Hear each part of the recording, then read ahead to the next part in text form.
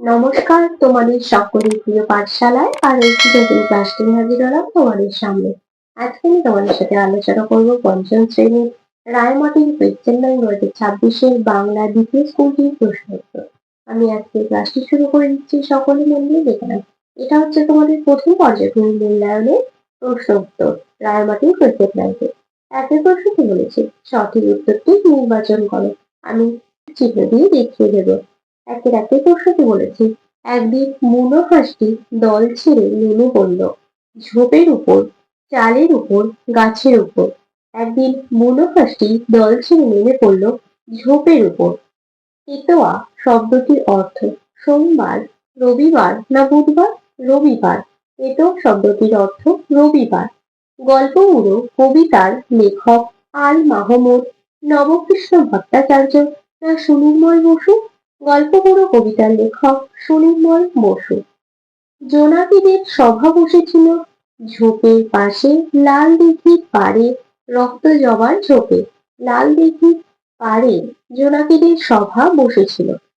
দুইয়ের প্রশ্নটি বলেছি এক কথায় উত্তর দাও। বুনো হাঁসদের শীত নিরাপদে কোথায় কাটে? বুনো হাঁসদের শীতকাল দক্ষিণ দিকে এবং ভারতের লাদাখের মতো নির্জন জায়গায় নিরাপদে কাটে। দুইয়ের প্রশ্নটি বলেছে বালক রবীন্দ্রনাথের প্রধান ছুটির দেশ কোথায় ছিল?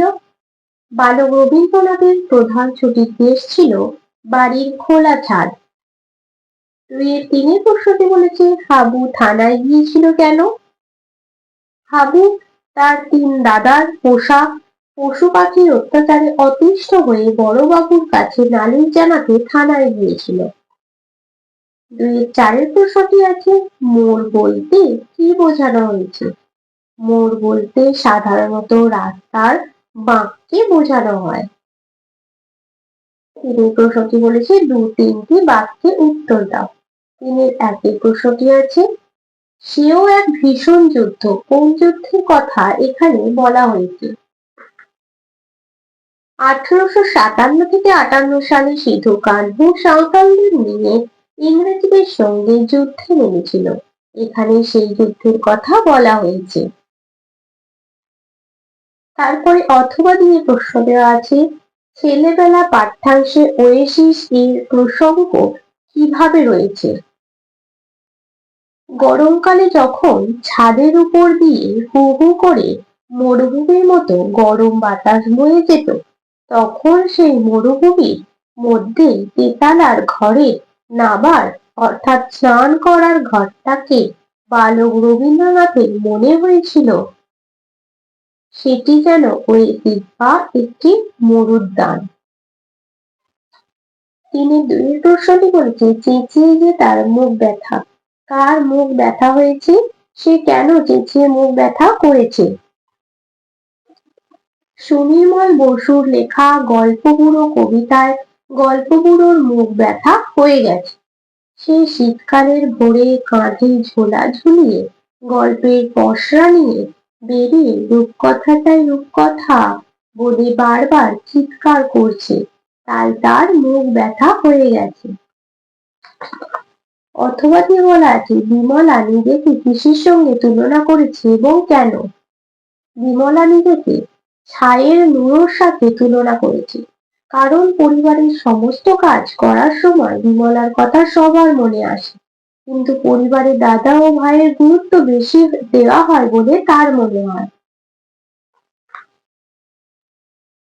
চারের প্রশ্নটি বলেছে সঠিক উত্তরটি বেছে নিয়ে লেখো। একের প্রশ্নটি আছে আর, অথচ, কিন্তু এগুলি হলো বিশেষ্য, বিশেষণ না অব্যয়?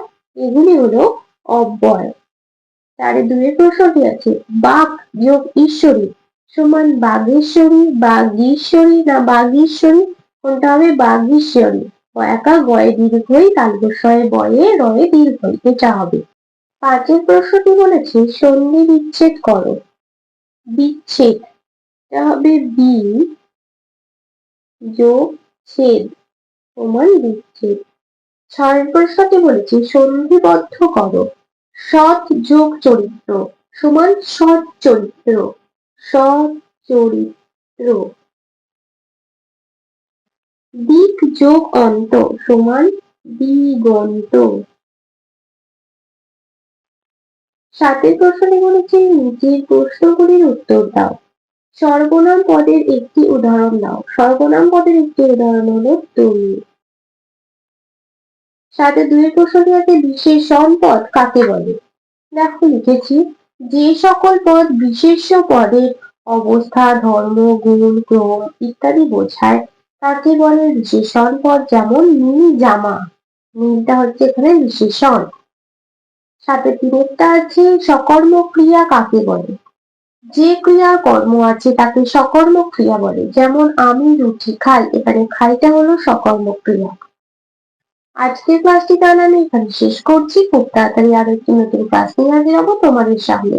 যদি তোমাদের আজকের ক্লাসটি ভালো লেগে থাকে তাহলে অবশ্যই লাইক, কমেন্ট, সাবস্ক্রাইব এবং শেয়ার করতে ভুলবে না। সকলে সুস্থ থাকবে, স্বাভাবিক থাকবে। সকলকে অসংখ্য ধন্যবাদ জানাই।